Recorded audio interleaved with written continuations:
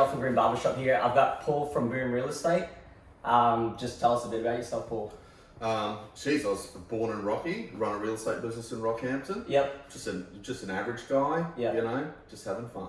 Nice, yeah. How did you start? In real estate? Yeah, in real estate, sorry, not in life. Actually, so I worked at the mines for a really long time, and I actually started watching this show called, it turned out to be $1 Million Listing Los Angeles, but before that it was just called Real Estate Los Angeles or something like that, and this is probably back in like 2012, and started watching this show, and it was really cool. Like I really sort of identified with it, and I thought, oh, this could be a really cool industry to get into, and then anyhow, it got to like 2013, the mines had a massive downturn. Yep.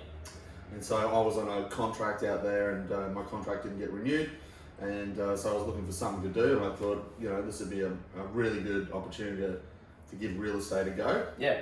So my brother actually helped me find a job with a local real estate agency, which was actually one of the biggest national franchises in Australia that I started with. And it was actually, so my real estate journey has been really fascinating, like any business probably. So I started with this company, so I left the mines, I went into real estate, I had no idea what I was doing whatsoever. Started working with some people, didn't realise, what the industry was like. So that was my first glimpse of it, working with this company. And obviously not going to mention any names, but it was a shock to me, like how they operated, the manipulation that sort of went into it with buyers and sellers, and it really shocked me to the point where I thought, hey, I don't want to do this. This is not for me. So I actually went back out to the mines. So I quit there after 6 months. I said, I can't do this, because it was just completely lying to people non-stop, and that really didn't resonate with me as a person. And so I thought, no, I'm going back out to the mines, and went back out to the mines. I did probably 5 months back out the mines. Just couldn't do it. I couldn't do it anymore out there doing the repetitive thing. I had a bit of a taste, and I saw that real estate could be really good, maybe if you got in the right working environment. So that's all it takes, really. Where you work is really important. If you resonate with the people you work with, and you sort of have the same ethics, and you're all heading towards the same direction, that makes a big difference in life. And so I was going to move down the Gold Coast. I actually started talking to one of my friends owned another real estate company in Rockhampton, convinced me to go and work for them, and I did. So I gave it another go, and they turned out to be fantastic. So it was McGrath in Rocky, actually was the franchise I was working with. They were great. They were really transparent. Everything was super professional. There was really good people to work for. The office was really nice. So the difference between my first experience and the second time I went in was night and day. Yeah, that's so one was completely dodgy, and one was the way you would imagine it to be. So and it would have been kind of good starting off kind of dodgy, just to really resonate with what what you got now, or like what's going to happen or whatever. Oh, definitely. So probably any business can be dodgy and good. Depending on aspects. So it was good to. In a way, it was good to experience that, because then I knew that's not how I wanted to be. And if I was going to do real estate for a living, I wanted to make sure that at the end of the day, I could go to the pub and have a beer, and I could run into a buyer or a seller and have a beer with them and be friendly, and not go, oh my God, I've done something wrong to this person. Because I think the same thing with haircuts. Like whenever I do haircuts, like if I see someone out, whether I'm like clubbing or like just going out shopping, I want to be able to say hi, even for something. It's a really small town, and so you want to do the right thing by people. And I'm a big believer in what goes around comes around. So so I always try and do the righty by people, and think, how would I want to be treated, and I try and treat people the same way as that. So so I got to McGrath. It was fantastic. Really enjoyed it. There was definitely this sort of burn in the back of me, going, could I pull this off by myself as well? Like. Probably every entrepreneur wants to see if they can rip the Band-Aid off. For sure. Go all in. Take a big risk. See if they can succeed. And not everyone wants to do that. And not everyone has to do that. There's nothing wrong with working for someone as well. And probably the older I get, the more I realise, life's all about being happy. 100%. And having fun and making money. But that all sort of goes hand in hand as well, which is really cool. So then I thought, yeah, like I got on really well with McGrath. Thought they were a fantastic company, still do. And but I really wanted to have a go myself and see how I could do it. And so I launched Boom in 1st of August 2016. And wow, what a shock. Yeah, definitely. Like having to learn, like from going from a sales agent, which really only, worked on listing and selling properties, to now managing trust accounts and rent rolls and, staff and all these other internal pressures that you don't realise is just until you pop in, definitely. Until you start your own business and realise, hang on, listing and selling was just a small percentage of that. There's all these other behind the scenes. Which makes it really difficult. So I had to like learn really quickly, and I usually learn by my mistakes as well. So I make lots and lots of mistakes, and which I think is good. Like I think it's one of the best ways to learn. Just well, as we both know, it wouldn't be really a mistake. It would be just like a learning curve sort of thing. But I think it's awesome. I've made heaps of mistakes, just as everyone that started. But it's always a sink or swim. Yeah. I think that's why everyone fails. Like usually in the first year, just because those mistakes actually prolong and be something bigger, or they end up destroying that person or whatever. Yeah. Look, but mistakes are. They say small mistakes are okay, but big mistakes are really costly, which they are. I've found out plenty of times. Yeah.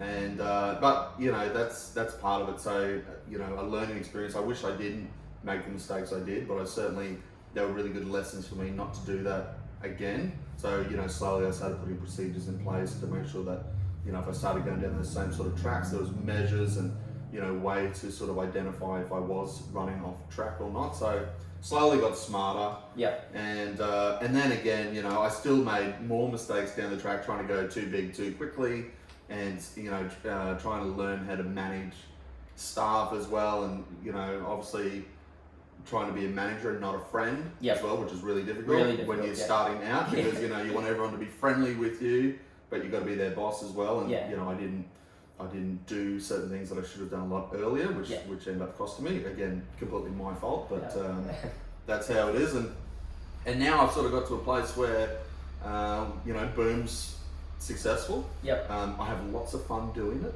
Yeah. And that's a really big thing for me. So actually the more we're sort of going through, the more fun it's becoming for me, the more I'm getting into marketing and that different side of it. And it's great. Like I've got a really good lifestyle now. I've got a great wife, happy family. So I get that really good work-life balance as well, which is always cool. hard. I think that's one of the hardest bits. Yeah, and that's probably why we scaled back a lot as well, because I could shoot for $10 million a year and work 15 hours a day, but then neglect my family. Yeah. So trying to get that balance right, where everyone's happy, and you only get one opportunity to grow up with your kids as well. So I want to make sure I'm there with the kiddies and hanging out with the wife as much as I can as well. So that's really important too. And money's money, and money's great. Definitely. Like you can't do anything without money, but family is where the real gold is. So I think as you get older, I think you tend to appreciate time better. Like that's what I've found, especially being in business. Like as we both are, we could be working,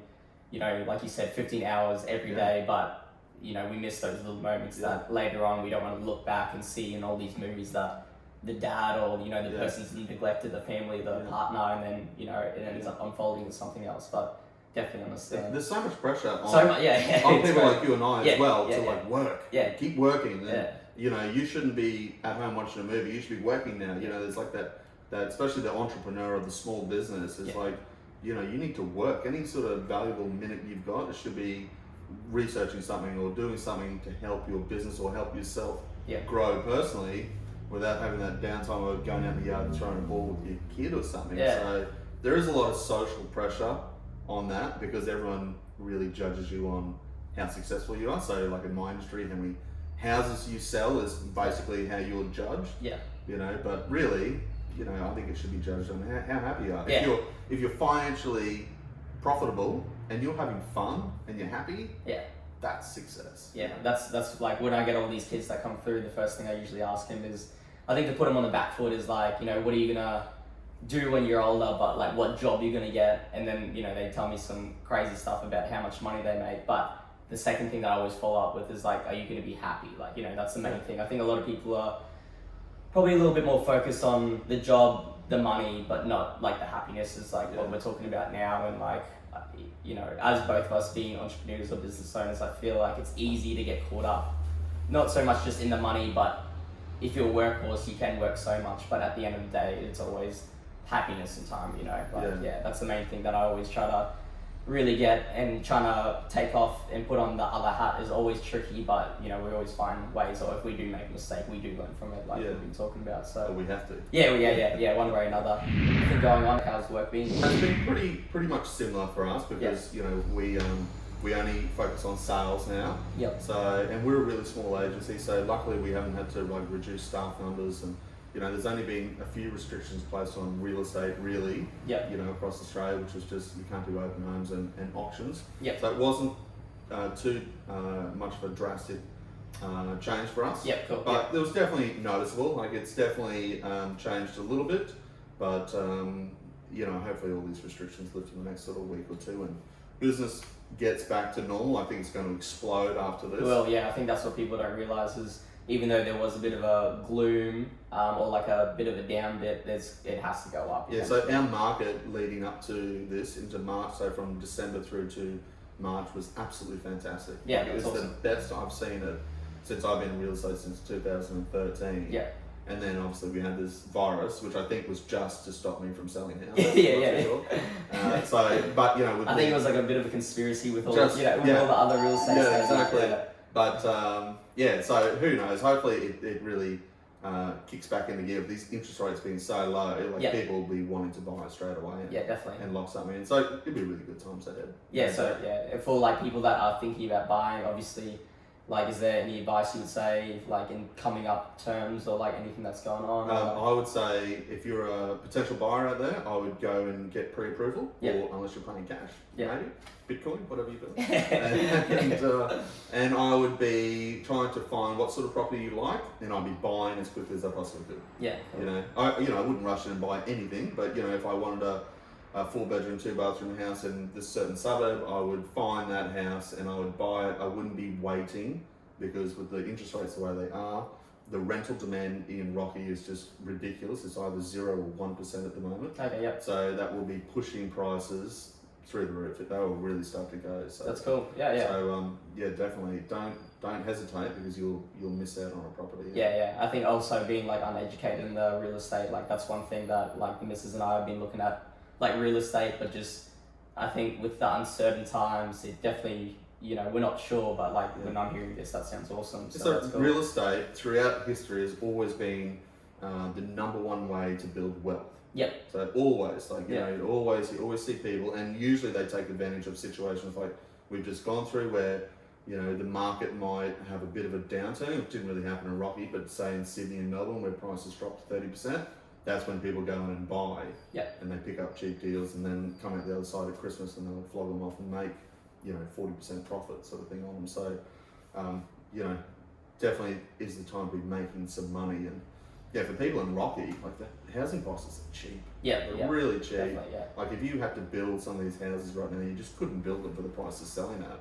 You know, and with interest rates that you could get at 2.5%, like you'd be mad not to lock that down, and it'd be cheaper than renting. Definitely. And you've got yourself your own property. If anything happened like this COVID-19 again, you can stockpile your house up. You know, you don't have to worry about real estates coming through for inspections. Definitely. Get all the toilet paper. You can doomsday prep it all out, get it all sorted out. So it's a positive thing. So hopefully, first home buyers in particular, and young families take advantage of the low interest rates and get out there and buy a house. Cool. Because owning a house is fantastic as well. It is really, really good. So, good, thanks. Has it affected your business much, you reckon? A little bit. I think at the start it definitely affected us, probably for the first like 3 weeks. Just with like uncertainty, people didn't know if they should come or not. Yeah. There was a bit of an unclear thing in the government, but it is what it is. You know, we just have to all truck through. I'm just thankful that we are open, and in Rocky, like there's next to no cases. Not that that's like a great thing, but I mean in terms of numbers, like it's you know, we're not Sydney or like these other things. You've got the biggest balls out of everyone though, so you went. It's because I'm so small. Fuck it, I'll just open up another shop right now. Might as well. Well, I hit the point where I spent like half the amount that I need to, and I was like, do I pull back or do I move forward? And you know, I thought I might as well move forward, and then if it was a mistake, at least I could go, oh well, I went for it. and then if it wasn't a mistake, then I've learned. And at the moment, it's actually been really good. So, you know, just what we were talking about before with all the mistakes, like, you know, I think it was going to be maybe a mistake, but you just got to do it. And I was like, stuff it. It's hard to tell, hey? Like sometimes, you know, you think something's not going to work and it works really well, and other times you think, oh, this will definitely work and doesn't work. So, you know, it's definitely, trying to measure stuff is really hard. I think we just need the thrill, you know what I mean? Just the day to day. It's like, you know what, I might mess this up a little bit, just see what happens, it's all cool, definitely. Paul's the first person, he's been supporting us through like all this kind of stuff, so it's been cool. If you do need to add him on any social, we'll put in the comments and all the other stuff, but thank you. Cool. Easy.